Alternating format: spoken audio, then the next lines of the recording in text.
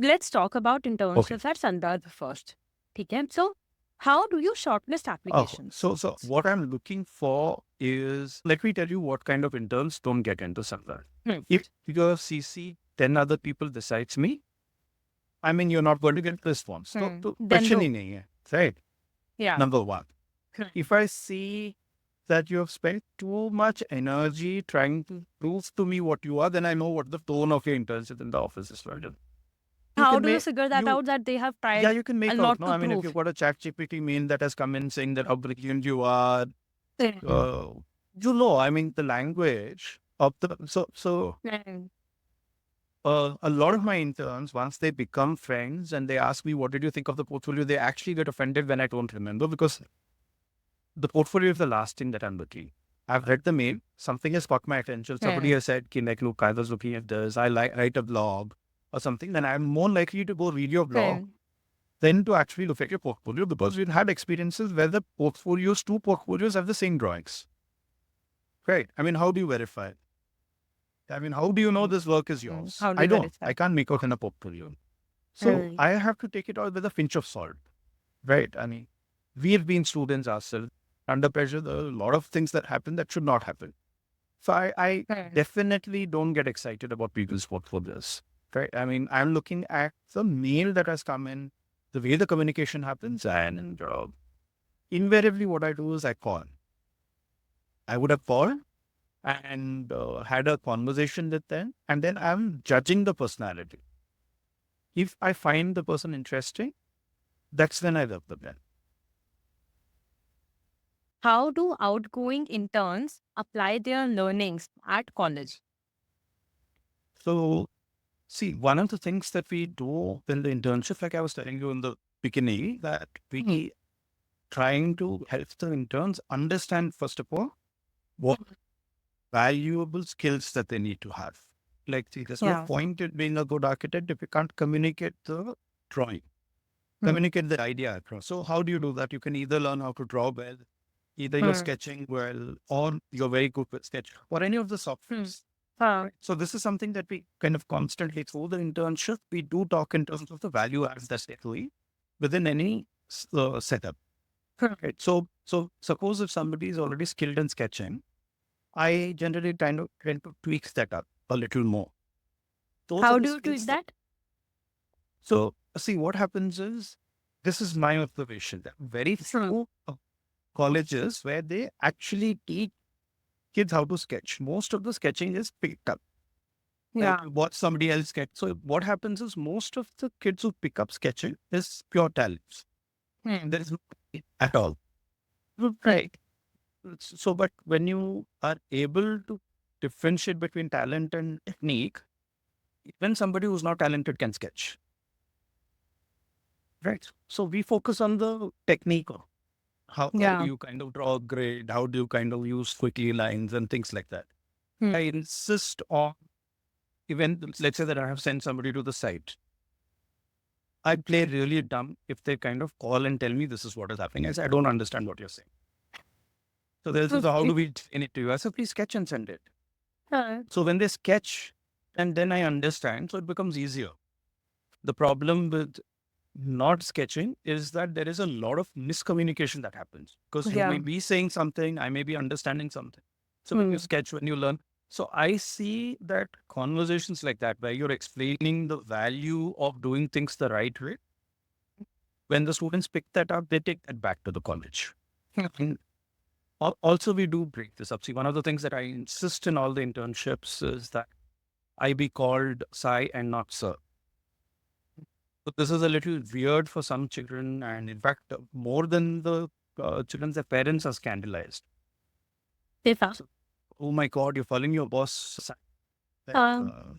So it's really funny, because then when we meet some of the parents, they are calling me Sir and the kids are calling me Sai. So but this was something that we did about, I think, 5-6 years back, because I realized that till this whole fear of authority is there is absolutely no growth.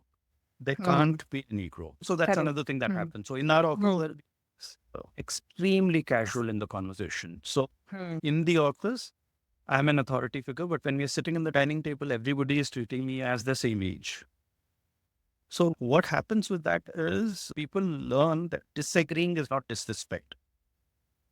Yes. And that knowledge makes a lot of difference in college when you go back.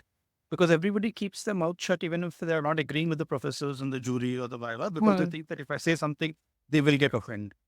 And most of my friends, whoever's gone for a jury, comes back and said, these kids just don't say anything. So it's actually, you have two sets of people having problems with each other. It's basically a miscommunication. So the notion that the jury is coming there to kind of trouble you is, I think it's sad because most children don't know how to communicate and most professors are like frustrated that it is mind numbing. I remember Lena went for a jury and coming back and saying, my God, nobody would talk. I mean, I could ask questions. They just stood there in front of me.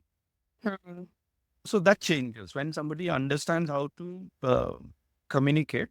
Every time they've gone back from the internship and we've called and they'll say, yes, sir, this time I did speak to them and this happened and, I didn't agree with the jury, but I was able to convey to them and things like that. So you do see that difference in that. So to put it simply, it is, yeah. So these are the 2-3 things. I mean, one is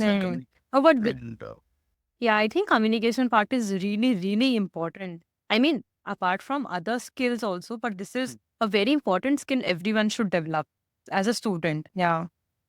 Okay. And what are your thoughts on students doing international internships? I have no idea how that would work because we've had an international student. I mean, there was a girl from Sweden who did an internship with us, but that has been like in my entire course, only one person has come now. Honestly, you could see the difference between the education in India and her. So she was like, whenever we were dealing with her, it was like you're dealing with an adult. But the interns that we get from India, you will definitely feel that they're kids. I'm addressing them as kids because in my head, when I'm dealing with them, they're just a little older than my daughter. So I can see the difference. But when Yasmin came and worked with us, it was very different in the sense that she knew what she was doing. She had first done her medicine for a couple of years and she had not liked it and switched to architecture. There was a clarity. I mean, whatever she was purpose to what she was doing. So I don't know how the reverse of it would work, but I think it would be worth it. I think people should explore it. Yeah. Somehow my opinion is that since internship is only for 4 or 5 months, right? So it's better you save the time in settling in, like we discussed earlier also, and rather than you spend the time more into learning things. I mean, you can always go abroad whenever you get the chance. Now that you're asking me something, I do have a memory of when we did internship. One of my classmates, he interned in Dubai. Okay. Right. I mean, I'm talking about our internship was around 97, 96, 97. Dubai, I think, was a different place altogether. So you'll have to take that into account. But what I noticed is when Adnan came back from his internship, his growth was much higher than ours because the discipline and the rigor was very different. He had a European boss who was extremely particular about how the documentation had to happen. So there is wisdom. And even from Lena's batch, I know a couple of her batchmates worked in the Middle East. There is wisdom in doing abroad because I think we still not reached that level of professionalism within our offices. So when people have worked abroad, they understand or that actually they're also treated differently than how we are treated in India. So I would say that there is definitely some wisdom in it if you have a means of doing it. I don't think you should stretch yourself to get those internships. But if there's an opportunity, I would definitely not discourage people from going abroad. Okay, and yeah, so talking about coming back to internships at Sandarbh, where do you post your internship openings? I don't. You don't? Okay. Never had to. So what happens generally is most of the internship applications that we get is either students going back and sending their juniors, or we also have situations where people who have interned with us who have become teachers sending their students. So is it for referral? Can I say that? It is, yeah. It's absolutely referral. And it's extremely random. At some point of time, we get even almost about 600, 700 applications. Or if one batch has had a bad time, then you suddenly see that particular college, there are no more applications. So how does a student who doesn't has a referral but they would like to work with you. How do they reach out to you then? See, one of the reasons now I've decided that I'm going to put myself out. See, so let me give you context why I'm saying this. When we get these 600 applications, now we've had a bad time with some people taking offense to the fact that we are not hiring them for internship and then coming and giving us single-star reviews on our Google business. So we had this bunch of one-star reviews suddenly showing up in our reviews, and we've not even interacted with them. We don't know who they are. And then we figured out it's some students who are disgruntled. So the funny thing was, one of the guys who gave me a single-star review actually applied for a job.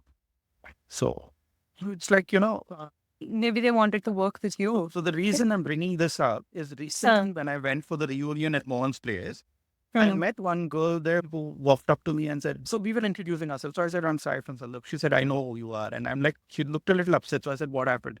She said, I sent you an internship request. You never responded. So then I had to explain, see, when there are 600 applications that we're getting every semester, it's really difficult to respond to all of them. Right? I don't see a reason why somebody should take offense to it. I mean, so I can disagree here. I mean, see, as a student perspective, if I am applying to, 50 offices, I put my effort to write what the office would like to hear. And so I personalize all the messages. And I would love to get a response. At least let me not defend my tardiness on that.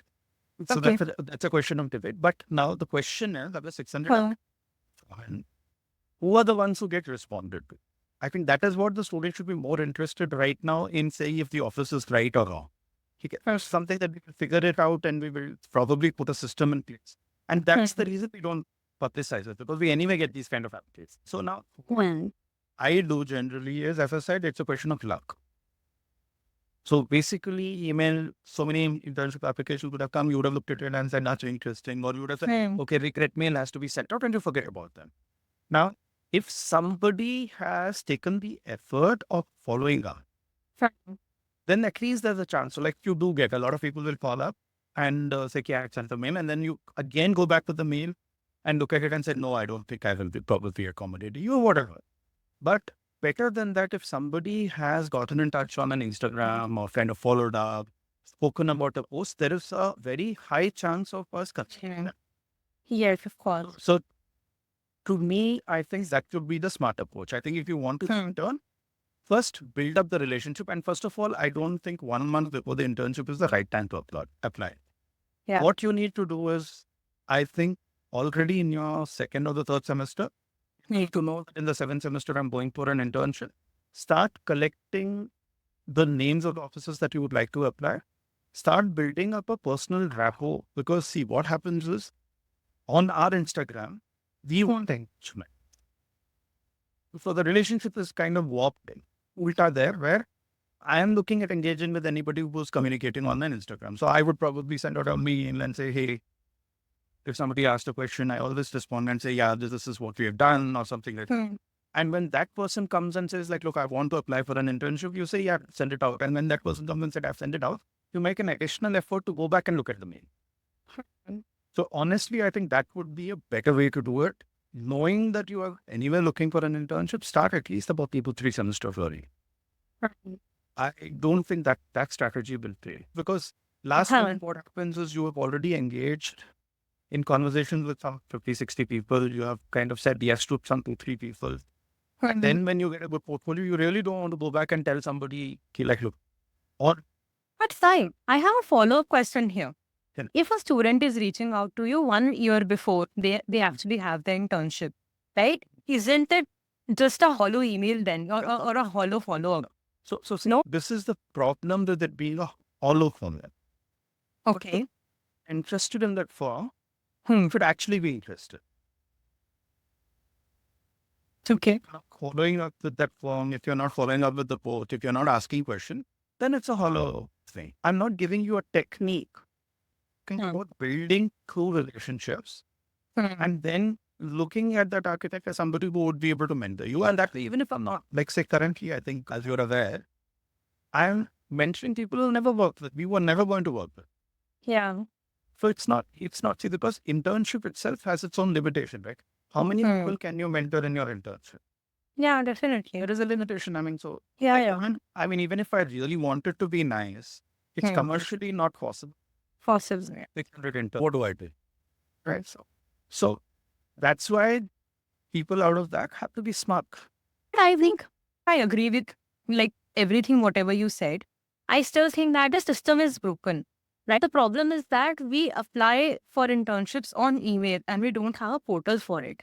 Like other industries do. I don't think the right way to apply is through email. I completely get what you're saying, and it makes sense on it. But end of the day, remember that it is going to be a zero-sum game. I'll Why? explain that for you. I'll tell you why. See, it's the logic is this. Let's say the people were mailing, as in they were sending portfolios by post, and somebody started sending it by email. The first few people who were sending it by mail and the officers which shifted to the mail had that advantage. But if you started sending it by email, the email advantage is lost. Like right now, what the conversation I have with you, why am I asking people to send me messages on Instagram is because I get 600 requests on email, I get some 4 or 5 people chatting with me on Instagram. Now, imagine after this podcast, if I start getting 600 messages on Instagram. Then it will be irrelevant to you again. So that's what I said. It becomes a zero-sum game. When everybody applies a technique, then it has no use. Correct. Which means that the smarter kids, the more focused kids always have an advantage because they're thinking ahead and they're not using a formula. When the Instagram stops, they'll probably figure something else out. Probably they will get in touch with them, either that's on a WhatsApp or a list. But my suggestion to everybody who's listening to the podcast is be ahead of the curve and don't follow the curve. Yeah, that's right. Be the leader, don't be the follower. Yeah. Or what you do is wait for the crowd to move out and then be the last one to do it. Yeah. The idea is to figure out what works for you. One way or the other, you need to get your foot into the door. Yes. Yeah. And this is the conversation that we're having. Yes. I don't know if you remember this part where I was telling you that rebelling in college, and then I realized everybody was calling me that, oh, this bugger will do anything in his external viva. Internal mein to koi maaf nahi aata, external mein he's topping, so there's no value to the top. But I mean, after I graduated, I started working. One of the things that I realized is that skill of presenting in the viva is the same skill that I need with my clients. That's I remember my HOD walking up to my table one day and lifting my sheets of butter sheet and saying, going to my classmates' table and saying 36 sheets. What he doesn't realize is I sketched tiny. I'm like literally my sketches are this big, and that girl is doing a marker. Right. What? She's put in 36 sheets. I would have put in 1 sheet. So that means I have 3 times the work. So the internal assessment itself is flawed in a college. And the problem with that, what happens is, you walk out with these wrong ideas of how much work to do. The things that is really broken with people's idea of success is that most people believe that they have to work really hard to be successful. They have to work smart. I would still not use that as a cliche. Okay. And somebody tells me, because this is the follow-up. The minute I say you should they know we should work smart. I'm saying no. See, the thing is, you have to continue to work hard in a smart way. It's not either or. Now, so what do I mean by that? See, when a smart person works hard, they take the time to recover. They don't burn themselves. Right? I mean, so it's as simple as that. So because the minute you say no, work smart and don't work hard, people start taking shortcuts. Yeah, that's also not right. Now I get it. Because that's what I'm saying. See, but everybody's putting 10 hours of work, and if you're going to put 10 hours of work, you're one in the herd. Nobody can. But so either if everybody's putting 10 hours, you put 18 hours, you get noticed. Everybody's putting 10 hours, you spend 8 hours out of that figuring out what to do and then put into us, you're noticed. So the trick is that this is what, suppose if, let me for a minute jump from an internship to an employee. Who would I want to hire? the most hardworking one or the one who brings in the most results? And I'm not talking here about good projects. I remember. Suppose if I send somebody to the site, I would appreciate a guy who can stop 10 minutes to the carpenter and the job done than somebody who spends 8 hours on the site and doesn't get the job. Yeah, of course, the first one. Yeah. Yeah. So similarly, suppose if I'm presenting to the client, the one who is charming, the one who is able to convince the client to kind of agree to the design and who can move the project forward has more value than the person who works really hard, has great presentation, but freezes in front of a client. Right. I mean, so this is what I said. I mean, you need to figure out as a student, as somebody who's going to go into the job market, that what's Yeah. I mean, if you don't have that in your how do I say it, as a part of the goals that you're picking up, or if the our education systems are going to discourage kids from becoming better at presentation by pulling them down internally. So literally by the time I got to my final year, would be like the college would deliberately give me the lowest in internals because they were expecting it to level on. They were trying. So it's like you run fast. That's why I'm going to give the others a head start. It literally came down to that, which I thought was incredibly unfair. I would not agree with that point of time. But if I see something like that happening now, I would say like, why would you do that? See, what happens in the jury, there is a reason why you have two systems of evaluation. The jury, you evaluate them based on what you're seeing in front of you. Right? I mean, because I definitely disagree that I should have been given low marks because I was good at presenting myself. It just doesn't make sense, because what it did is that I graduated, and when reality hit, I started not using the skill that I was good at. I would actually do what good students in my class, the supposedly good students in my class would do. They wanted my drawings to talk. Learned pretty quickly that it doesn't. The drawings don't talk. You need to talk. The drawings, a tool. Just some tool for you to communicate. Yeah. And it does not understand drawing.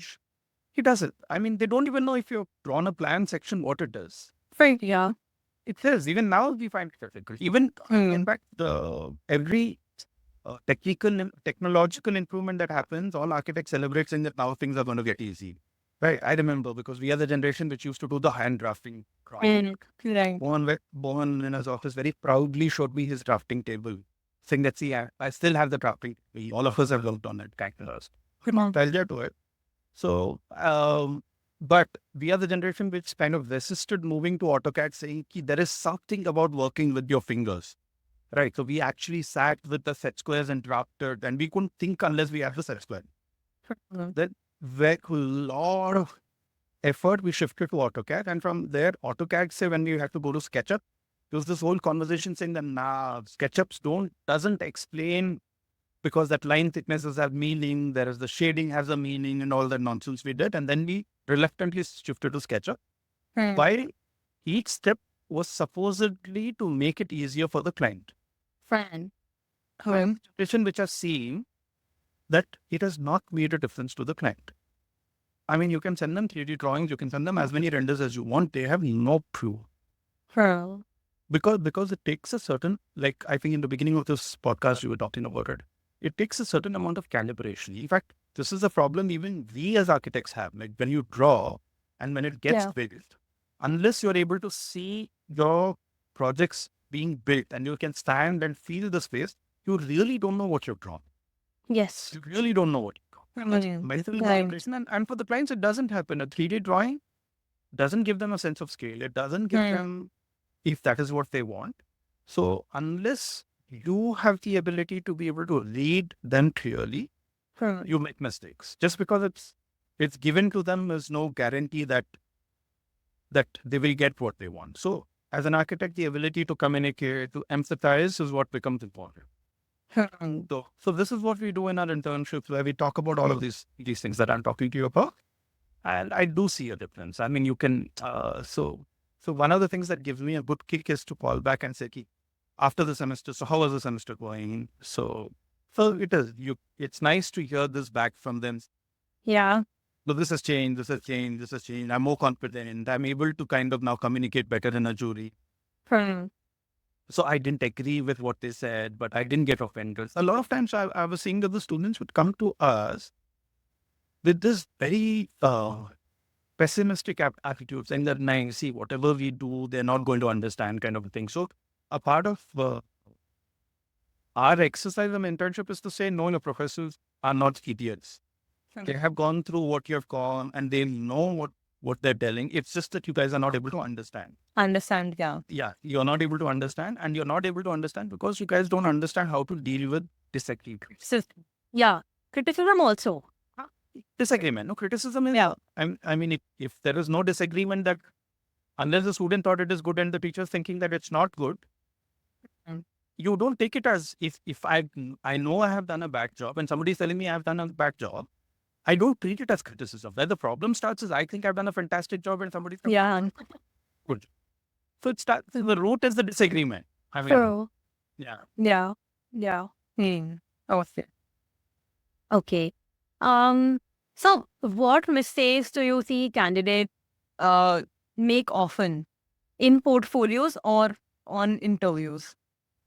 Yeah. So, but my number one would be some of them trying too hard to impress. So what happens with that is, because you want to impress, you try to take shortcuts. You find out you put your friends' work in your portfolio, which you do not know, or your improved work. And then when a conversation happens, and so I'm really excited because I see some good sketches and I'm learning us. I mean, literally, I've had some of the interns, when I say, "Hey, that was a nice sketch. Where did you get?" Sir, I downloaded it from the net. What is it doing in your portfolio? Right? I mean, no, I really like that sketch and I put it. And Yeah. why would you That's a good mistake. put it? Because one, either you get caught in the interview or then you get caught in the job. While at the internship, yes. Yeah. So, yeah. No. So I had a friend who told me that somebody applied for a job in his firm, and there were pictures of his project in there. I mean, he's like, the firm's project. Yeah. So this guy has got a firm in Madurai, and it was a project in Madurai. So we were catching up. He said, "This is what it is. I mean, I got my own drawings in the job portfolio of somebody else." And so yeah. So that would be, I think, the biggest mistake to do. I mean, you never know. Like, I've had requests for internships come, like literally, like this mail comes one after the other, and you would see common portfolios. So it's that level of I don't even know what is the word I want to use for it.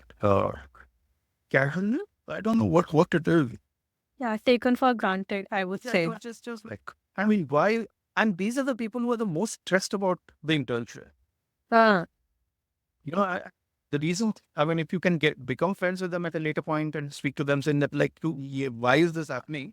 They say, no, I was really anxious. I didn't have the time. Exams just got over. I had to put the portfolio together in 3 days and I shared it with you. I mean, so.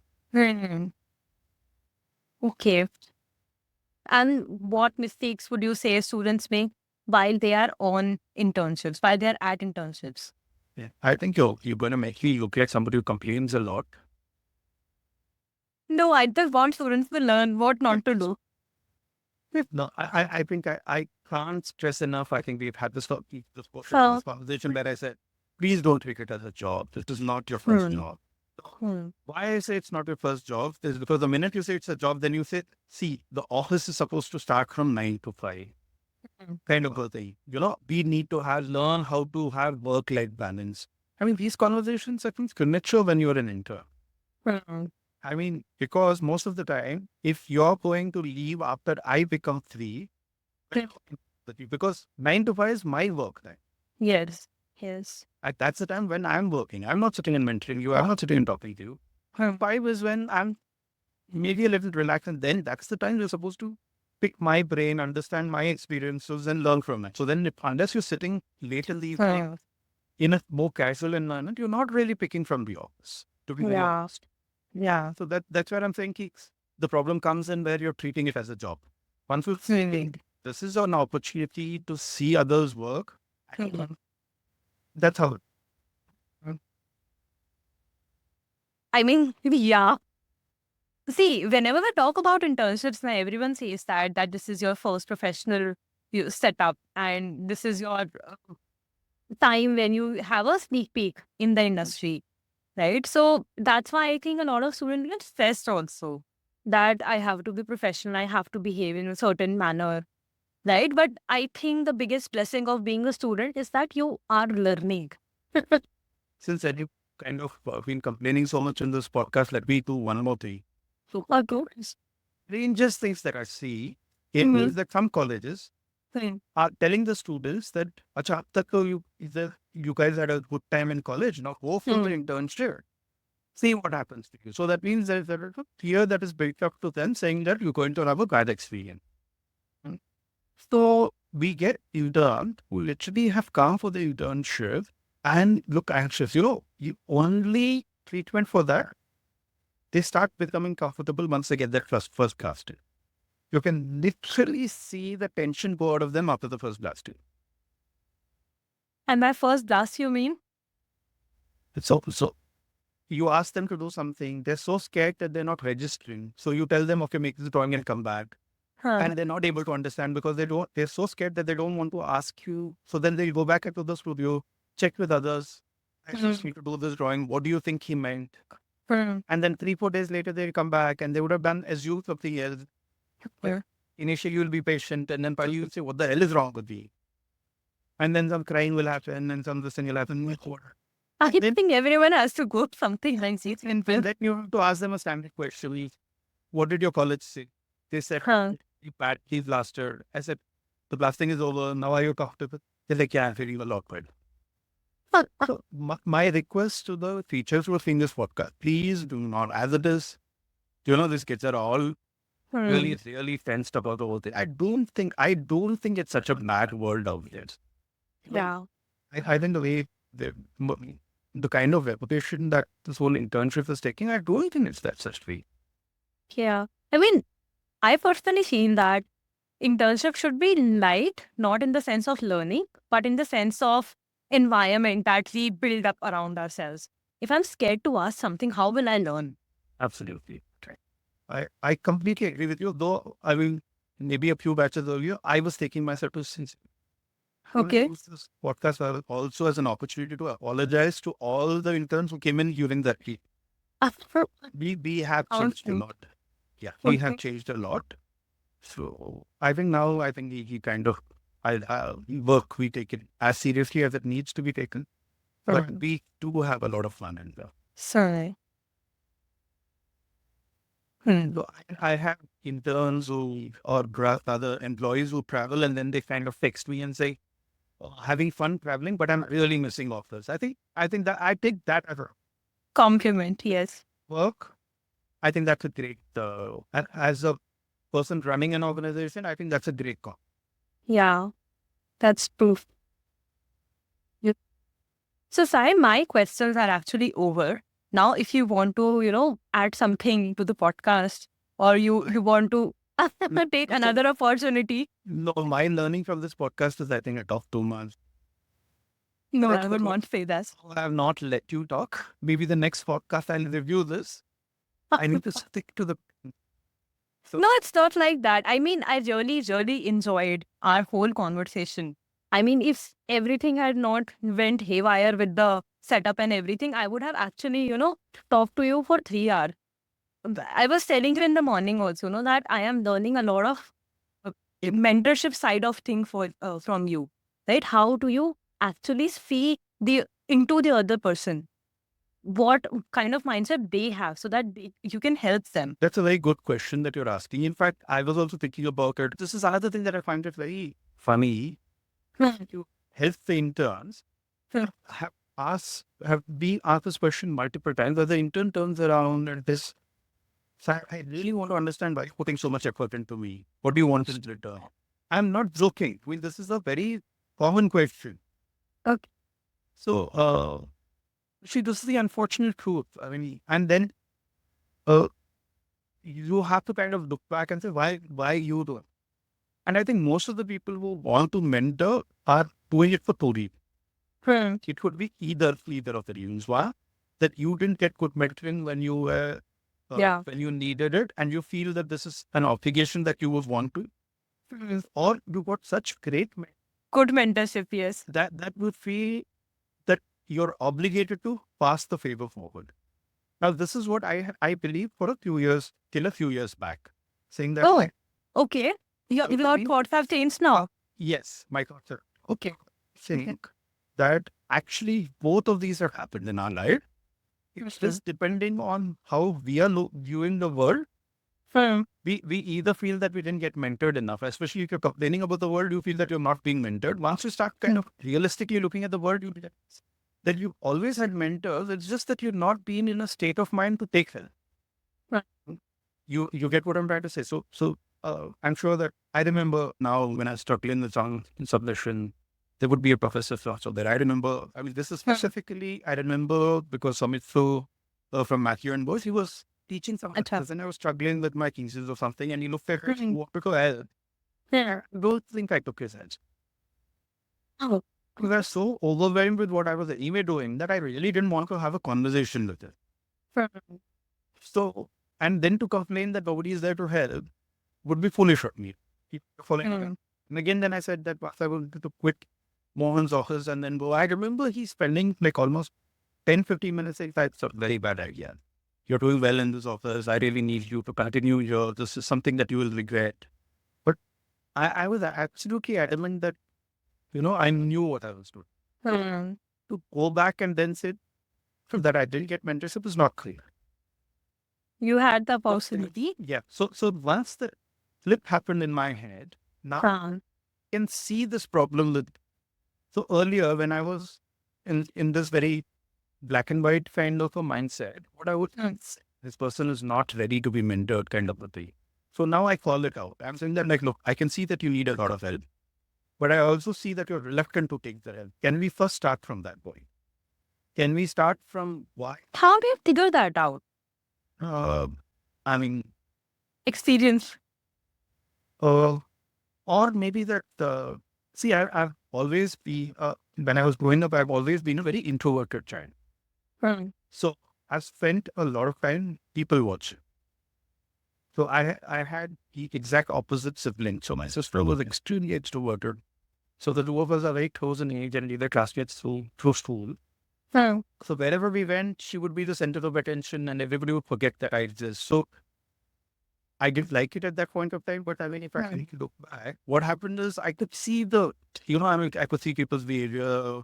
I became good at observing, which comes in very handy when I'm working with clients and with the interns. So there's a lot of conversation that is verbal, but there's also a lot of conversation that is non-verbal, right? So I'm able to catch on to that. So if you see the very extroverted, somebody being very loud, and then I know that this person is very anxious. So we have worked very hard in our office to create a safe space. As I said, the journal is one method of doing it. And the other is in the office, that we have these kind of, spaces where you know what is what. Like on my table in the office, if a conversation is happening, depending on my body language, everybody knows that if it is an important conversation or if it is a casual conversation. So everybody is kind of flipping. So in a casual conversation, something or the other will slip out. So it's like that. So from there we start, we go back into the backgrounds. In our internship, it's kind of quite strange, literally like a therapy session. That's a lot of it. Yeah. So that's how I figure out what is that they need. In a couple of conversations, we figured this out. Saying that, you've had issues. I mean, depending on your relationship with your parents, this translates to your relationship with your teachers and translates into your relationship with your bosses. And that carries on to your relationship with your clients. So somewhere the cycle has to be broken. That's right. As I was telling you, this is my personal experience. My dad used to be very strict when I was a child. As we grew up, he tried to become friends, but that fear never went. So the need to impress my parents continued as a need to impress my teachers in college. And then it continued through the need to impress my clients. So I had to kind of then maybe read books, watch podcasts, Hmm. talks, and then you figure it out that see that there's a kink in your personality. You need to, Yeah. and once you've gone through it, you see it in others. Right. That's a very deep thought. I mean, I never thought to decode it in this way. Like, why does a person have a certain kind of behavior in a professional setting can be related to how he or she was brought up. Yeah. Very uncomfortable when we get into their personal lives. And that's one of the reasons I've said I would not do this with an architect working with me. But if with an intern's case, if you don't get into their personal life, you can't help. You really can't. Okay. I mean, because, and I would say it would be incredibly wrong of you as a mentor not to get into that space. Because you know that this is going to keep coming up in their lives. Like I have, say for example, in being a design and build, we are working with a blue collar worker. Right. So let's say I take the call and I get upset. I mean, and most of our workers are Hindi speaking. So you do raise your tone and say, कि मैंने तो बोला था मुझे ये चाहिए अभी चाहिए शाम तक ये काम कंप्लीट हो जाना चाहिए नहीं तो मुझसे बुरा कोई नहीं होगा kind of a conversation, right? Obviously, you're doing this on the phone, and then you turn around and look at your office. Everybody has literally stopped breathing. Yeah. I mean, so then you know that, look, I mean, it's, if you cannot deal with some form of an exaggerated behavior, then it is your weakness. If you're going to get scared of somebody getting upset, at some point or the other in your life, this is going to become a liability for you. Yeah. So the metaphor that the parallel that I draw for this is then I have to sit them down and talk about how these 18, 19-year-old soldiers are training to be ready for war. I mean, how do you teach a guy to fight? Because can you imagine a bullet flying across your head, just above your head? What could happen to you? What could happen to you? I really can't imagine. I'll tell you what will happen. You will freeze. Your brain will stop thinking. Loud noise. Suppose if I with first crackers around you, can you think? Now, imagine a soldier not able to think under fire. Then to, I mean, So yeah. So then how do you teach them to think? Basically in training, what they do is they fire over their heads. They make them think. That's true. That's the reason that you will see these cliched boot camps where the instructor is shouting. Similarly for me, some dad was in the army, was an officer, so I have seen these training sessions. The instructors are nasty. I have asked some of my dad's, colleagues saying that why do we do that kind of a thing? Why is it so inhumane with this thing? So one of the asked me to ask the instructor. So the answer to this is this, that when the soldier has to go to war, has to be given an order. Okay, we are not giving an ordinary order saying that you have to do this job and come back, deliver this package and come back. You are saying that you're asking that boy to risk his life on your command. The only way he is going to obey that order is when he is more scared of you than of the enemy. You understanding what I'm trying to say? That, yes. That's how the human psyche works. So in training, they're broken down so much that they come to the conclusion saying that, look, I mean, what's the worst thing? What? Exactly. Yeah. I mean, zyada se zyada kya hoga? I'm going to die. Yeah. So after that, the motive for work becomes, the motive for any action becomes something else. Now, your motive becomes camaraderie, it becomes patriotism, or any of those things. It definitely not fear. You follow what I'm trying to say. So this is something that I see with the kids these days. I will follow up on this. Okay? Sure. I agree, and I belong from that generation of students which were yelled upon. Okay? I don't see people accepting that behavior these days. People think that this is a toxic environment to work in if you are being yelled upon. So how do you tell these kind of people that This is... No, I'll tell you. I'll tell you very simply. So earlier what happened there, this is where I'm explaining to you how you have to be a little ahead of the curve. But what happened is, once you understood the wisdom of putting somebody through a little bit of a tough situation, everybody thoughtlessly started going. So any kind of teaching is yelling, beating, screaming, kind of a thing. And then came down to saying that the training was causing more damage than... Yeah.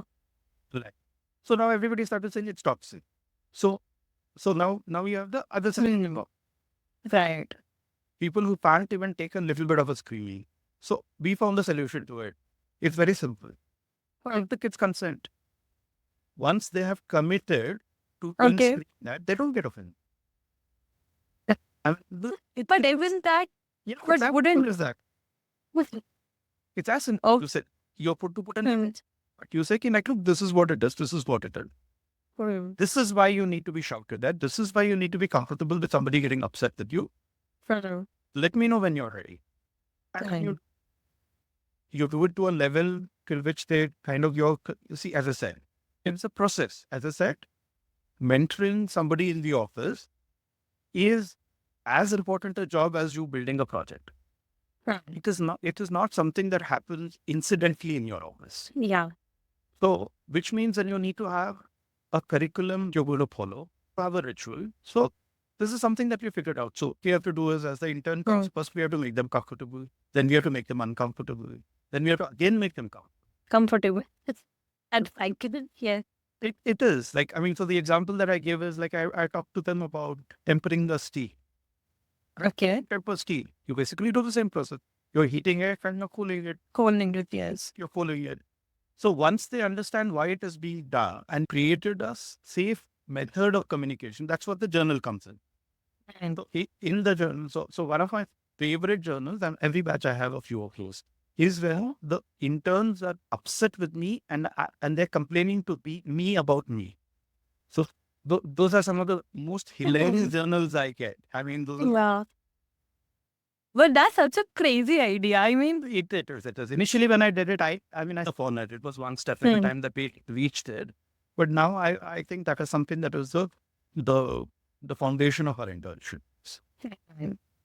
So, but it's hilarious. The kind of things that are being called in those journals is like, so we have a good joke. I keep saying that that's my retirement plan. I'm going to publish all of this because I'm sure people are going to pay good money to read those journals. For real.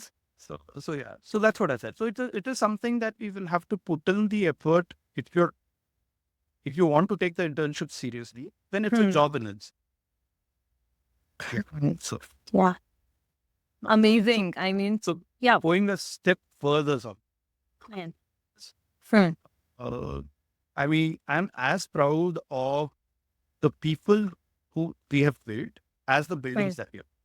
Because I still have interns who like moved on like 8-9 years back. Every important stage in their life, there will be this one random message saying that, okay, I've gotten to masters or this is happening in the life. But so it's quite fulfilling to be honest. So for me, yeah, that's a very important part of this job. I can say that, you built one building, but when you build one person, that person is building 50 more buildings. So essentially, you have built 51 buildings now. Yeah. I hope so. Yeah. I mean, Sai, I really have enjoyed the whole session. And it has been so enlightening. And I really look forward to as many people listening to this conversation. Thank you for giving us the time, Sai. Thank you so much for tuning in. If you found Converse valuable, you can subscribe to the podcast on YouTube and Spotify. You can find all past episodes and know more about us on Insyd.ai. See you in the next episode.